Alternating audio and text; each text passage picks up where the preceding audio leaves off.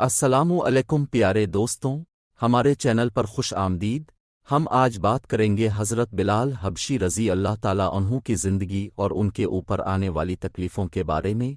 उमैया अब्ने खलफ मक्का के सरदारों में से एक अहम सरदार था, जो कुफ़र और शिर्क का बहुत बड़ा पेशवा और इस्लाम और मुसलमानों के हक़ में रोए ज़मीन का एक बहुत बड़ा शैतान था। एक दिन इसको पता चला कि इसके किसी गुलाम ने बुतों को पूजने से इनकार करके किसी और को माबूद बना रखा है। इसने गुलाम को फ़ौरन बुलाकर ये पूछा कि मैंने सुना कि तुमने कोई और माबूद बना रखा है, सच सच बताओ कि तुम किसकी इबादत करते हो। गुलाम ने कहा कि मोहम्मद के खुदा की। उमैया गुस्से से लाल पीला हो गया और कहने लगा कि मोहम्मद की खुदा की परस्तिश करने का ये मतलब हुआ कि तुम हमारे मुक़द्दस बुतों के दुश्मन बन गए हो। सीधी तरह राह पर आ जाओ, वरना ज़िल्लत के साथ मारे जाओगे। मैं ये हरगिज़ बर्दाश्त नहीं कर सकता कि तुम बुतों की पूजा करने वाले के ग़ुलाम रहकर मोहम्मद की सदा की परस्तिश करो। वो ग़ुलाम जो तौहीद का सच्चे दिल से शादाई हो चुका था, उसने बेधड़क उमैया को जवाब दिया कि मेरे जिस्म पर तो तुम्हारा ज़ोर चल सकता है, लेकिन मैं अपना दिल और अपनी जान मोहम्मद और उसके खुदा के पास रख चुका।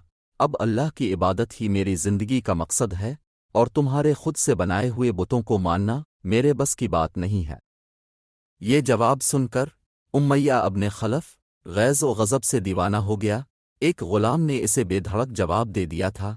उसने कड़क कर कहा कि अच्छा, तो फिर अपनी बेदीनी का मज़ा चखो, देखूंगा मैं कि मोहम्मद और उसके खुदा तुझे कैसे बचाते हैं। उमैया के तशद्दुद शुरू हो गया। मक्का की ज़मीन गर्मी के सबब बड़ी मशहूर थी। उमैया अपने ग़ुलाम को दोपहर की तपती धूप में ज़मीन पर लिटाकर सीने पर भारी पत्थर रख देता था कि वो करवट ना ले सके। फिर कहता था कि मोहम्मद के दीन से बाज आ जाओ, लेकिन इस जुल्म के बावजूद भी इस ग़ुलाम के मुंह से सिवाय अहद के कुछ नहीं निकलता था। उमैया मज़ीद गज़बनाक होकर अज़ियत मज़ीद बढ़ाता जाता। एक मर्तबा तो उमैया ने जुल्म की इंतहा कर दी।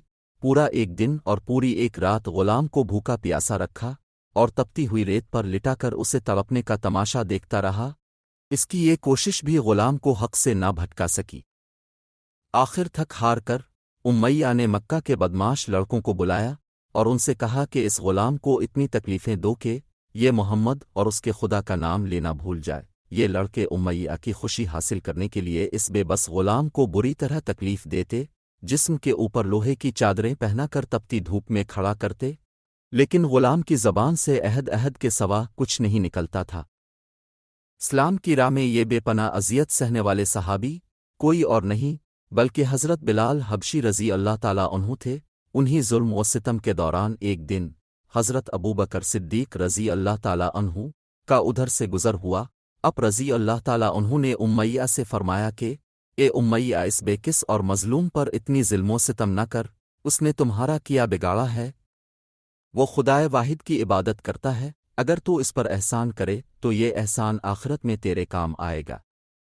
इस पर उमैया ने निहायत हिकारत से कहा कि मैं तुम्हारी इस ख़याली आखिरत के दिन को नहीं मानता।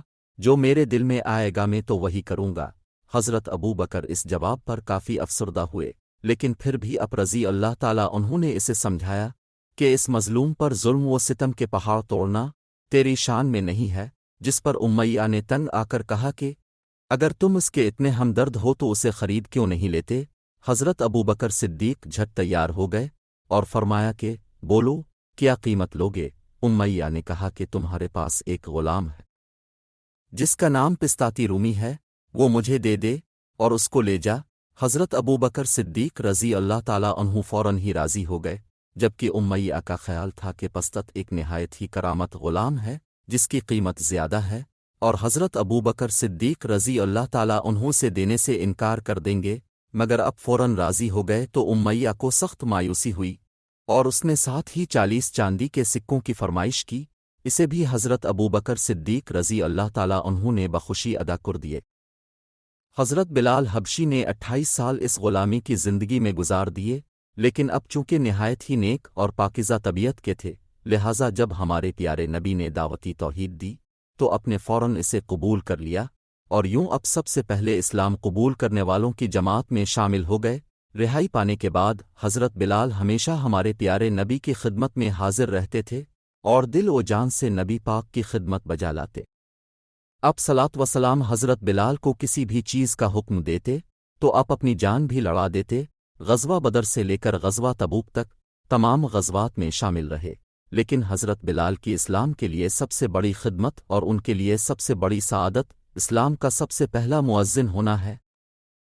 हिजरत के बाद जब मस्जिद नबी तामीर हुई तो अब सलात वस्सलाम ने आपको अज़ान देने का ज़िम्मा संभालने की ज़िम्मेदारी दी। अब की आवाज़ निहायत ही दिलनशीन थी और इसमें एक ऐसी तासीर थी कि अज़ान की आवाज़ सुनकर लोग सब काम छोड़ झाड़कर मस्जिद की तरफ दौड़ते। 8 हिजरी में जब मक्का फ़तह हुआ तो काबा को बुतों से पाक करने के बाद अब सलातो अस्सलाम ने हज़रत बिलाल से फरमाया कि ए बिलाल, काबे की छत पर खड़े होकर अज़ान दो। और यह मुबारक सिलसिला अब सलातो अस्सलाम की ज़िंदगी तक इसी महब्बत और अक़ीदत के साथ जारी रहा। लेकिन 11 हिजरी में जब अब सलातो अस्सलाम ने सफ़री आखिरत इख्तियार कर लिया तो इस आशिक रसूल पर गम का पहाड़ टूट पड़ा और मदीने में रहना अब आपके लिए दुश्वार हो गया। आपको हर वक्त अब सलातो अस्सलाम की याद सताती रहती थी। अब सलातो अस्सलाम से अपने सुना हुआ था कि मोमिन के लिए सबसे अफजल अमल जिहाद फ़ी सबील अल्लाह है। लिहाजा अब रज़ी अल्लाह ताला अन्हु खलीफा अव्वल हज़रत अबू बकर सिद्दीक़ की खिदमत में हाजिर हुए और जिहाद पर जाने की इजाज़त तलब की। लेकिन हज़रत अबू बकर सिद्दीक़ रज़ी अल्लाह ताला अन्हु ने आपको खुदा का वास्ता देकर कहा कि मुझे इस बुढ़ापे में तन्हा छोड़कर मत जाओ। तो हज़रत बिलाल ने इस शर्त पर अबू बकर सिद्दीक़ रज़ी अल्लाह ताला अन्हु की बात मान ली कि अब वो रसूल अल्लाह के बाद किसी के लिए अज़ान नहीं देंगे। हज़रत अबू बकर सिद्दीक़ रज़ी अल्लाह ताला अन्हु ने उनकी ये बात मान ली।